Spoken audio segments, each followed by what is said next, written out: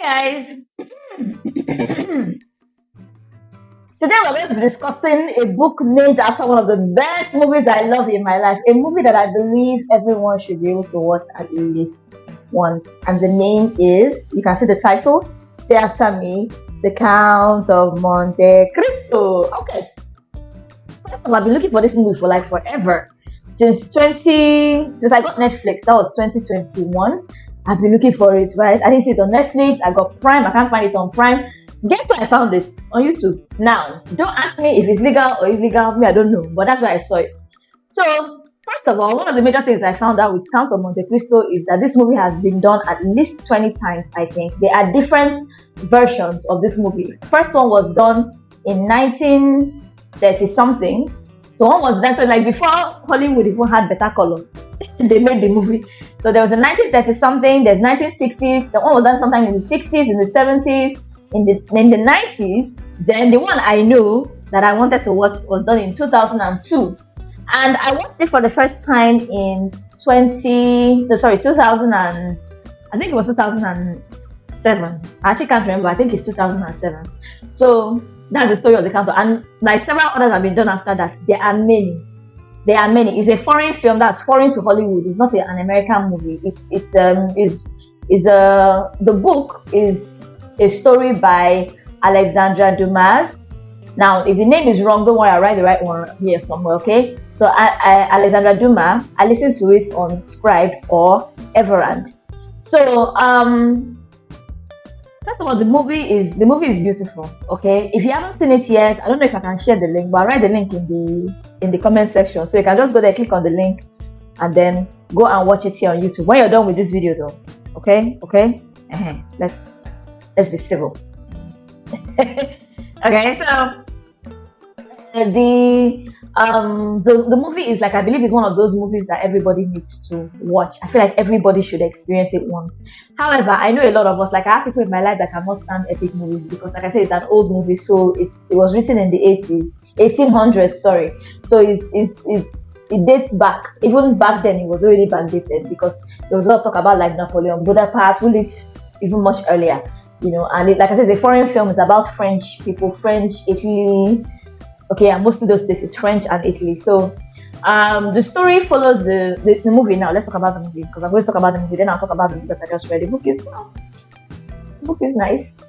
So the movie is the story of a man called I've forgotten his name. Edmond Dantes, that's his name. Edmond Dantes is a wonderful, hardworking young boy in his 20s. His best friend is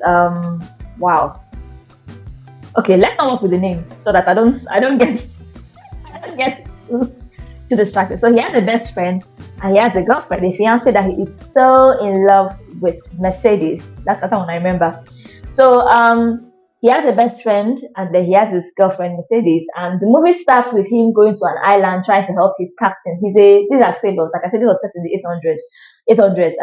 1800s, I assume. So he's a sailor. He went to an island called Elba, and he went to this island to try and get help for his captain. I think he's the second, they call him second chair or something, like second chair captain. And he was trying to get help because the captain was sick. I know back then people could just fall sick and he knew what was wrong. So he went there, found out that island was where Napoleon was. And then he goes there, tries to get help, and Napoleon gives him something to take back to their, their island? I've forgotten, to go back to their own island.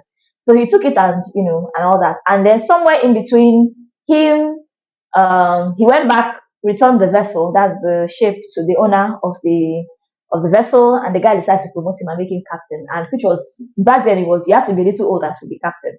But somehow, at the age of, in his early 20s, I think it was like 20 years or 19, he was very young, he was made captain of the ship. And one of the things that he had told his girlfriend, then Mercedes, was that once he becomes captain, he would buy an engagement ring for her and they can now get married, because he wanted to do everything right. He was so in love with this girl, he was so in love with him.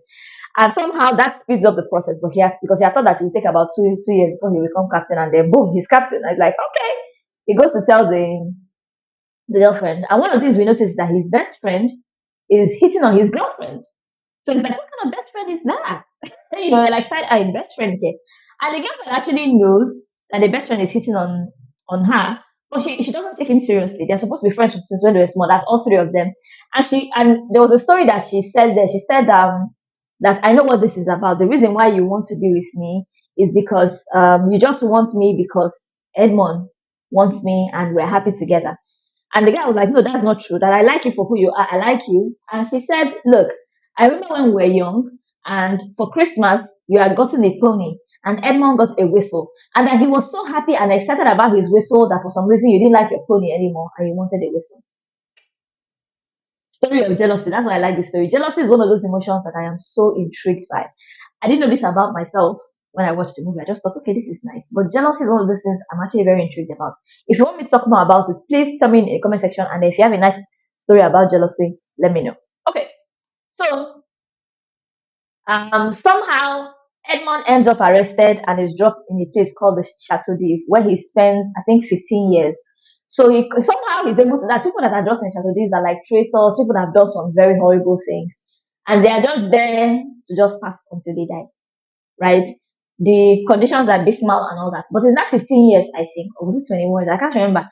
In those years, though, he meets a priest. Two of them dig tunnels through each other's cells, and somehow he meets a priest. Now, understand something about Edmond. What he was carrying for Napoleon, he couldn't read. That's in the film. He couldn't read, so he didn't know what he was carrying. So when he met the priest taught him to read and write and to sword fight. Now, Edmond was a poor boy. His best friend was a rich boy, like he was a magistrate, a magistrate's son or something like that. Like his son was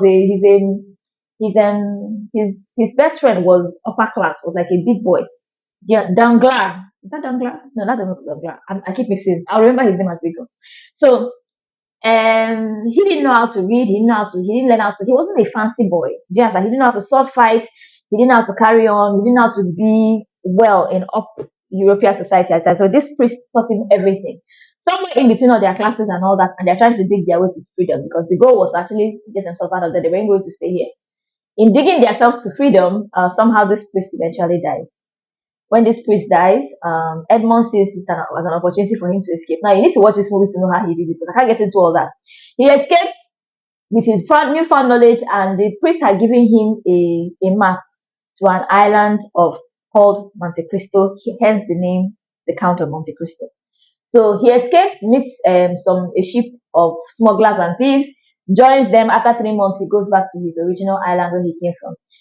He went there, found out that his dad was, they've forgotten to say that he had a dad. His mom, he didn't have a mom, or at least he wasn't mentioned in the movie.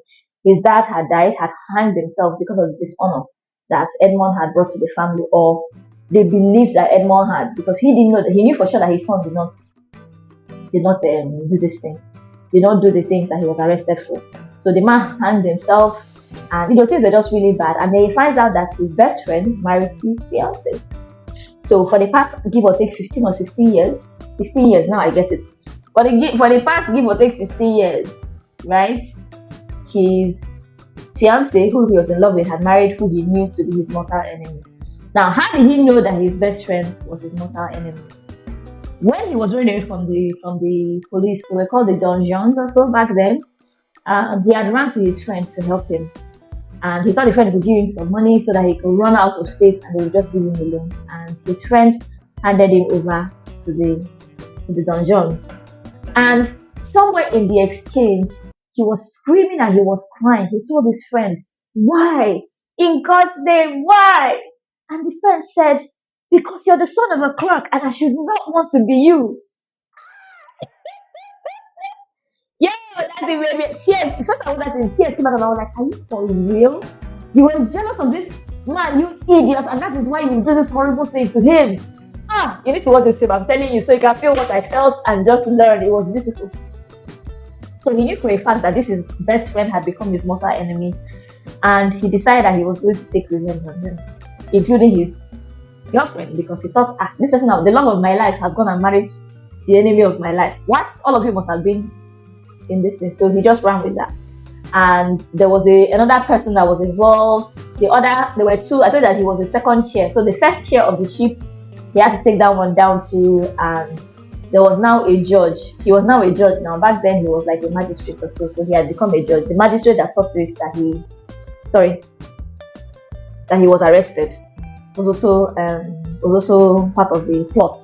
So there were four people that he needed to take revenge on. So the movie is about him. He went and found this treasure, sold most of what he could sell from the treasure. It was a lot. Like he became, when they say count, he became a big boy in society. In Paris, the guy bought house. Damn, the guy is a big boy. Oh, he became a very big boy, and he was just like big boy everywhere, right? He was buying up banks, and he went into some very crazy plans to be able to show. So in the movie, in the end, it turns out that his girlfriend somehow was able to talk him around the idea of revenge, even though he ended up getting the revenge, and that's where this movie ends.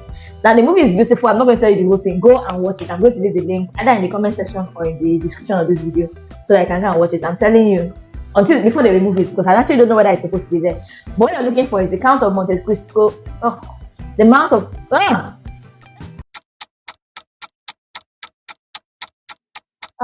Chinese. The Count of Monte Cristo 2002. That's what you're looking for. The guy that played the Count is the guy that played Jesus in the Passion of the Christ. That guy, yeah. So that is it about the movie. Let us get to the book. The book does not begin to explain this. As in the movie did such a, I won't say piss poor job. Like it doesn't. The movie just took one small part of the film, of the book, and read the whole thing. Okay. So before I talk about the book, let's talk about the author. And Alexandra Dumas. Alexandra Dumas has like two other popular books that you might know. One being The Man in the Iron Mask, and the other being The Three Musketeers. So yeah, the guy is an awesome writer. That's the point. And I listened to it on Everand, and listening to it, I enjoyed the way he referred to himself. And I like how while you're reading the book, halfway into it, he'll tell you, okay, so as we were saying in this book, like you would see that it was really cool. So he will say, oh, the Count of Monte Cristo was talking to somebody, just like we had discussed a few pages before now, that kind of thing. So he did that a lot. So like he gave it maybe because of theater, so that it's easy to act it like it's a film. Maybe that's why it's been acted well as a film. Maybe I should go and see another version. So let me know which is better. Because I went to IMBD to look at all the versions, and I realized that in the IMBD ranking, this my version that I like is number 15. I was like, I don't understand. What about this other one? But yeah, it was funny. It was disappointing, not funny. I felt bad. I almost wanted to cry. I was like, how is my favorite one number 15? But go and watch this one. I'm telling you, it's very good. So in the book, the story is much different. This guy is not his best friend. That guy that I said I was his best friend wasn't his best friend. I still can't remember his name. It wasn't his best friend. And in the film, Mercedes and the Count of Monte Cristo, they end up together. In the book, they did not end up together, but the Count took care of Mercedes in the end. In the film, Mercedes has a boy who actually was Edmond Dantes's child. Now, the reason why she actually married that other guy was because she didn't want to have child outside the house. So she went and met the guy and said, let us marry. Don't worry. Now, if you're asking me since let us marry, and then gave birth prematurely and told the guy, hey, so now premature picking, take your child. So the guy was raising Edmond Dantes's child without knowing it. In the book, these people I know that he didn't know them. Like they had met maybe once or twice. But the level of jealousy that the best friend felt was because he just really wanted to be with Mercedes. And he didn't like that Mercedes had love for Edmond Dantes. So he just wanted, like, this person has to go. So there was another character that was part of the revenge team that was not in the book, that was not in the movie at all. I've forgotten his name. So he was the one that came up with the plan. He's the one that said, see what we're going to do. We're going to lie and say that this guy is a Napoleon Bonaparte. They call Bonaparte or something like that. He's a Napoleon Bonaparte person, right? And now that we found out that this is who this person is, what we're going to do is we're going to do this and make sure that he goes down in history for it. So they will send him to the Chateau d'If. This is what we're going to do. We're going to talk to this lawyer. And that's how they arranged everything. So that character was not mentioned at all. That character was like their neighbor in the house. So what else do there are a lot of things. I'm telling you, there are so many parts. The revenge that the Count of Monte Cristo is able to exert took about, give or take, it wasn't written outrightly, but me using my math, took about 15 years. So it was a long, drawn out revenge plan. And somewhere in between all that, one of the things that makes the book really beautiful is a story of redemption. So like these people did this horrible thing, but you don't have to actually exact revenge on them. And to the point where I think there's a time in the end where he said that I have looked at myself like I am a god, like I have the right to decide who deserves what to decide and what to do. Yes. Anyway, so that's it with the book. I don't want to say so much. I really think you should go and read the book. But he became very good friends with this other guy, Monsieur Marcel. Monsieur Marcel was the owner of the ship, and the owner of the ship played a much smaller part in the film compared to the book. In the book, Monsieur Marcel lived, yes, and died. Then his son became like the count's son, right? Even though the son ended up marrying the daughter of, I think, the judge. Yeah, so she had to find a way. He had to find a way to, so he did a lot of work. That's my point. The work was plenty, but he had the money, he had the time. He had spent 17 years thinking of how to reach through this whole Pepe. So Pepe, they were going to see. He meant it. So that was it with them. That's it in the Count of Monte Cristo, the book. It's a big book. I think it was 17 hours long. I could be wrong, but it was very, very long. That's listening to it. But it was beautiful. I liked the version I listened to. I liked the way the person read it. It took me about almost a week to finish because in between everything else I was doing, I was listening to the book.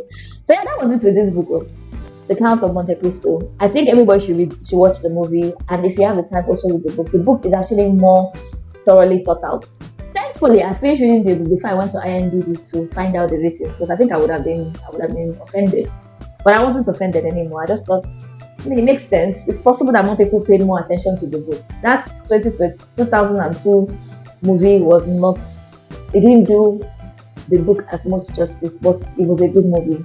And if you check it out, please let me know if you know this book, or if you know of Alexandre Dumas, or you know of the movie, and if you're going to watch the movie down there. If you watched it, come back and tell me the movie was great or the movie was, I didn't like it, but let me know in the comment section. Thank you so much for watching. Like this video so that I know that we are reading and we are achieving the goals that we continue going. And thank you so much for watching. Bye.